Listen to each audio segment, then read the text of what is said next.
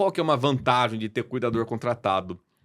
Não tendo aquele vínculo emocional, você muitas vezes consegue exercer questões técnicas de uma forma mais fácil até, né? Eu acho que o apego emocional, claro que é bom, assim, é fundamental, mas muitas vezes ele deixa a pessoa, assim, Vulnerável, né? vulnerável e irritado e frustrado, muito mais do que... Então você vê muito isso quando o paciente está agitado. Você está assistindo a um corte do Conversaria Podcast. Dê o like, dê o hype e se inscreva no nosso canal.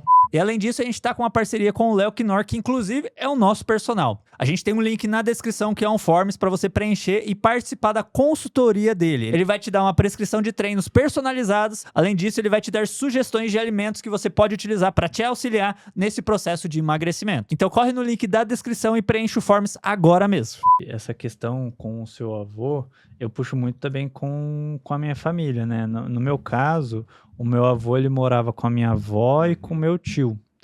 E, assim, chegou num ponto que existia esse estresse, porque, assim, acaba sendo até meio injusto, né? Porque acaba sobrando para eles, às vezes, uma responsabilidade que poderia ser dividido entre todos os irmãos, por exemplo. Então, existe uma sobrecarga em um lado da família. Que uma família pode tomar de decisões? Então, por exemplo, contratar uma pessoa para auxiliar, né? Que medidas que essas pessoas podem tomar para deixar essa, vamos chamar assim, essa doença mais leve, para não ficar tão sobrecarregado? Então, acho que esse ponto, assim, Bruno, é um aspecto, assim, da dura realidade, assim. Uhum. Porque o que acontecia, assim, classicamente, né? Existia uma divisão de papéis, né? Então, você esperava que, especialmente as filhas, mulheres, cuidariam dos pais, Uhum. né? E aí veio, né, modernidade, né, igualdade de papéis, todo mundo trabalha. E o que na prática acontece? Uma pessoa que está lá perto fica responsável. Uhum. E não é, muitas vezes, assim, de forma voluntária. Tá lá, vai cuidando, tá todo junto, mundo né? espera que cuide, e acaba que fica essa realidade. Só que muitas vezes a doença de Alzheimer, a gente vê muitos estudos de quanto custa a doença de Alzheimer. Olha, custa o remédio, custa a internação, custa o exame. Mas tem um custo que ninguém muitas vezes quantifica, que é quanto que o filho ou a filha deixam de trabalhar para cuidar. Uhum. Porque muitas vezes você não consegue manter o emprego e o cuidado. Então, é uma doença que ela, de fato, afeta outras questões, muitas vezes distantes, tipo o trabalho do filho, né? Então, qual que é o mundo ideal? É ter, de fato, um cuidador contratado. O cuidador contratado, frequentemente a pessoa pensa assim, não, mas só eu posso cuidar. Se eu contratar uma pessoa é porque eu não estou sendo justa com o doente. Eu não estou fazendo o meu papel. Mas muitas vezes, assim, a pessoa não consegue sair para cortar cabelo. Sim. Não consegue fazer a unha, não consegue ir no mercado. E aí fica doente. Então, ter ajuda contratada ou um revezamento da família, né? Olha, 2 vezes na semana vem um outro irmão para a pessoa ir cortar o cabelo, para ir fazer pilates, para ir andar no parque, para fazer alguma coisa que a gente faz normalmente, é fundamental. Porque não é uma doença rápida. Muitas vezes a pessoa fica anos doente. E vai assim, a rotina é massacrante, né? E vai piorando, né? Vai piorando. E aí tem, né, a dupla tarefa de trabalhar e cuidar da casa e cuidar do paciente, cuidar dos filhos, né? E o estresse psíquico de você ver a pessoa piorando, né? Então, uma soma de tarefas, né? Uma soma de encargos que muito frequentemente causa estresse, causa doença. Então, qual que seria o ideal?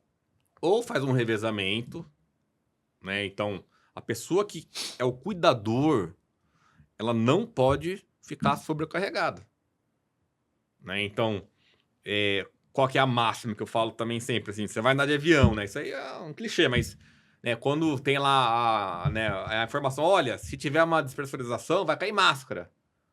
Põe primeiro em você. Depois você ajuda quem precisa. Uhum. E essa máxima vale pro cuidador. Você tem que estar bem. Então, você não consegue cuidar do outro. Sim. Então, para cuidar do outro, você tem que estar bem. E aí, qual que é uma vantagem de ter cuidador contratado? Não tendo aquele vínculo emocional, você muitas vezes consegue exercer questões técnicas de uma forma mais fácil até, né? Eu acho que o apego emocional, claro que é bom, assim, é fundamental, mas muitas vezes ele deixa a pessoa, assim, Vulnerável, né? vulnerável e irritado e frustrado, muito mais do que... Então, você vê muito isso quando o paciente está agitado, né? Então, alguns pacientes que têm doença de Alzheimer têm agitação. Agitação é um aumento da atividade motora, a pessoa fica inquieta, sai andando, quer andar, quer ir para casa, tá em casa, quer ir para casa. Fica fisicamente ou verbalmente agressiva. Uhum. E tem técnicas para lidar com isso. Do tipo não bater de frente, né? Não levantar a voz, contornar, né? Pesquisar um gatilho. Só que se você tem um vínculo emocional, às vezes, com a pessoa, você não consegue pensar na hora para, né, exercer essas técnicas. Ter uma pessoa de fora contratada, às vezes, é mais simples, mais fácil. Claro que tem questões financeiras, não é todo mundo que consegue. A gente ainda não tem pelo SUS, né, cuidador. Seria o mundo ideal, né? Sim. Tem uma pergunta, qual que seria o mundo ideal?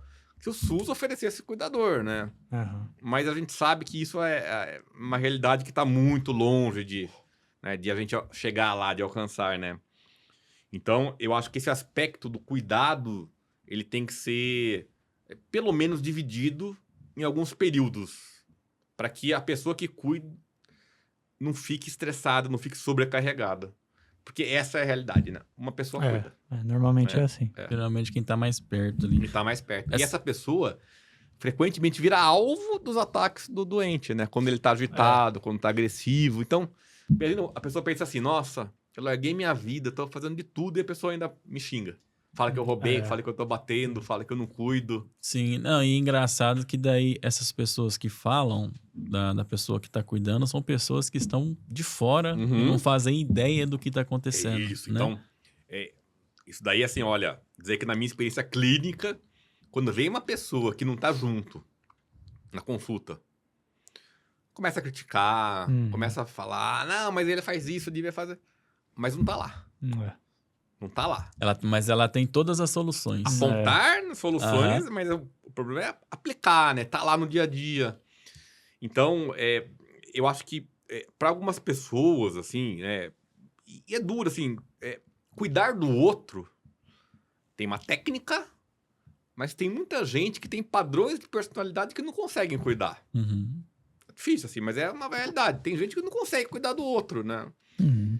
E nesses casos, é melhor você investir num cuidador, num cuidado mais técnico, num cuidado contratado, do que ficar nesse sofrimento, né, eterno. E porque tem gente que não consegue, né? É da personalidade. Porque, de fato, tem que ser flexível, né? Tem que ter empatia, tem que, né, não bater de frente, contornar. E não é todo mundo que é assim, né? Essa questão que o senhor falou de apoiar mesmo você pagar um cuidador, até queria falar um pouquinho mais sobre, porque eu acho que é uma dúvida de muitas pessoas que têm um paciente com Alzheimer, né? Porque assim, eu vou contar a minha experiência pessoal. Lá, essa questão da cuidadora é um tabu lá pra gente, porque nós sempre fomos muito apegados à minha avó, então assim, é complicado você botar uma pessoa que você não conhece dentro da casa da minha avó, entendeu? Tanto é que a gente já tem planos de construir uma casa tem um terreno lá da minha casa. A gente já tá com planos de construir uma casa lá para trazer a minha avó mais para perto. Assim, pensando no que o senhor falou, é legal trazer ela para perto? É legal. Você vai ter ali o contato, vai ter mais contato ali com ela. Só que é aquilo, por exemplo, a minha mãe já tá pensando em se aposentar. Entendeu? Aquilo que você falou que não é só a pessoa que tá impactada, é uma família que é impactada. Então, assim, a gente fica meio botando o peso na balança. Fala, meu, o que será que vale a pena? Vai sobrecarregar a sua família, provavelmente. Porque, beleza, minha mãe vai aposentar? Vai. Mas daí ela tem uma paciente agora pra cuidar, Não é entendeu? aposentar, né? Ela vai parar de trabalhar, mas ela vai continuar trabalhando ali em casa com a minha avó. E aí tem várias questões, assim. Às vezes, muito frequentemente eu vejo as famílias se sentindo, assim, culpadas Uhum. de contratar uma pessoa. Sim. Mas o fato é, a pessoa precisa de cuidado. E muitas vezes esses cuidados não são dados da melhor forma pela família.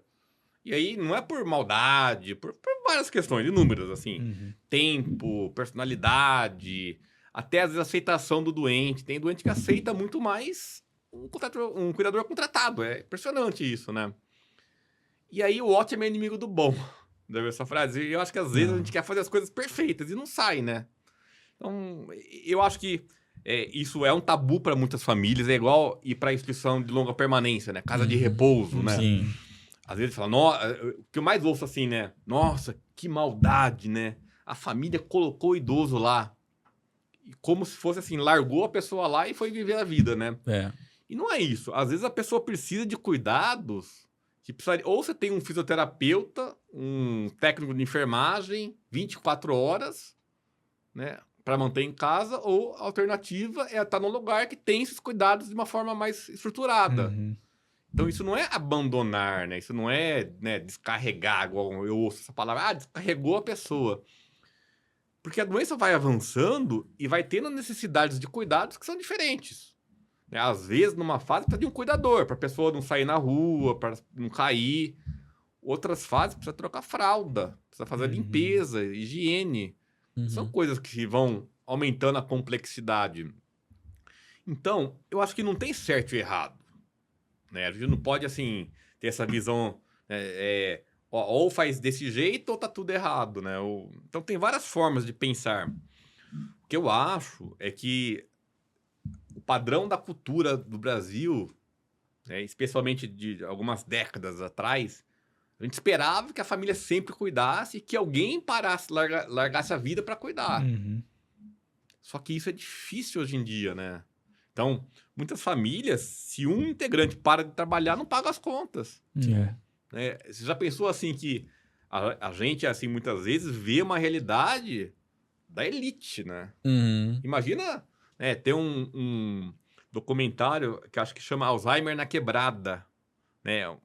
Se eu não me engano é esse nome. Legal. Uhum. Que mostra a realidade da demência em locais de, né, baixa renda. Que a pessoa não pode se dar o luxo de ter um cuidador, de parar de trabalhar. Imagina como é difícil isso, né? Então, eu acho que é um problema que ele tem vários aspectos, assim. Tem um aspecto econômico, social, psíquico, né? Um aspecto médico, inclusive, de sistemas de saúde. Então, é muito complexo, né? É muito complexo. Por isso que a gente não pode ter, assim, pensamentos inflexíveis sobre, né? Simplistas também, né? Então, assim, para várias famílias, ter um cuidador é a única opção. É.